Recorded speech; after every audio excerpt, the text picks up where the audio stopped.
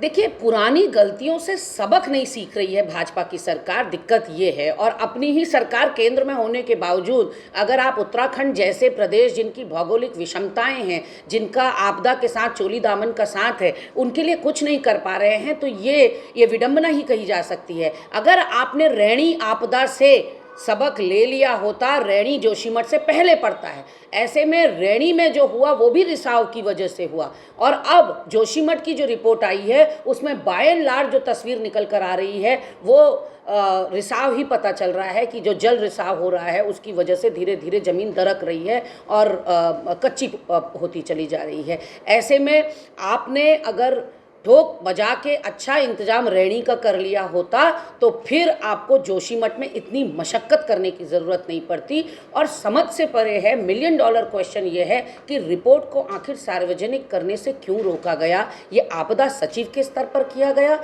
या आपदा मंत्री के स्तर पर किया गया, और इसके पीछे मकसद क्या था।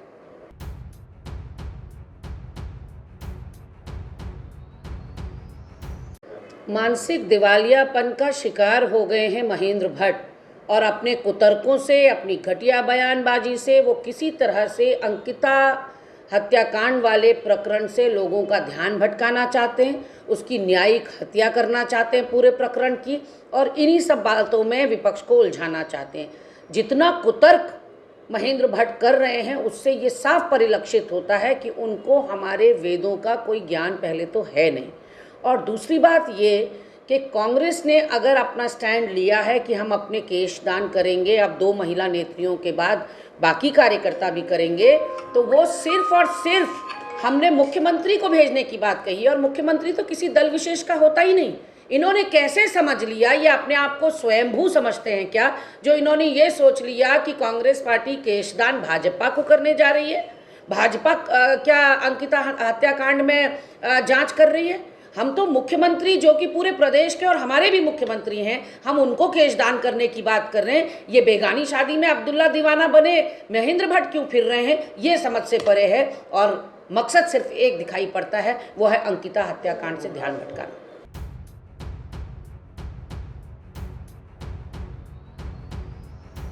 कुछ सपने हमने 2018 में पूरे होते हुए देखे, कुछ सपने आप पूरे होते हुए देखेंगे। मान लेना, स्वीकार करें ना, महेंद्र भट्ट हो चाहे भाजपा के सभी नेता हों, इस बात को स्वीकार करें कि 2018 का इन्वेस्टर समिट जो था वो टोटल फेलियर था।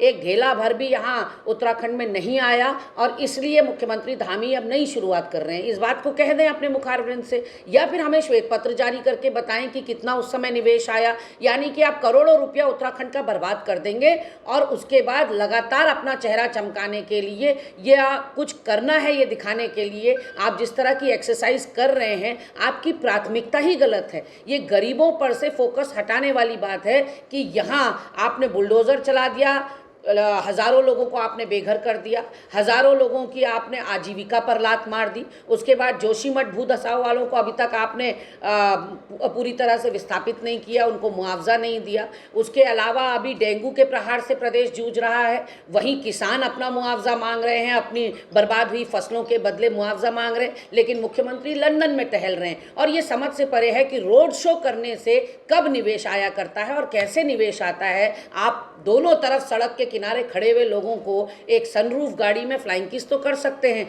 या हाथ तो हिला सकते हैं, लेकिन निवेशकों को कैसे रिझाएंगे, लुभाएंगे, ये समझ से परे है। कर्टन रेजर में भी ये कहा गया कि 20 से 25 हज़ार का MOU साइन हुआ है, तो बताना चाहिए सिलसिलेवार, सेक्टर वाइज, विभागवार कि कहाँ कितना निवेश आया और युवाओं को कितना उससे फायदा होगा, कितने युवाओं की नौकरी लगेगी। आज ही डाउनलोड करें देवभूमि इंसाइडर ऐप।